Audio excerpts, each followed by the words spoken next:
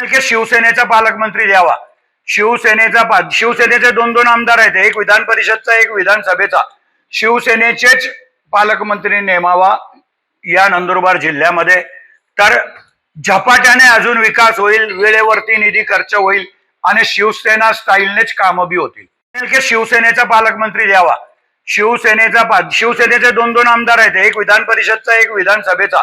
शिवसेनेचेच पालकमंत्री नेमावा या नंदुरबार जिल्ह्यामध्ये, तर झपाट्याने अजून विकास होईल, वेळेवरती निधी खर्च होईल आणि शिवसेना स्टाईलनेच कामं बी होतील।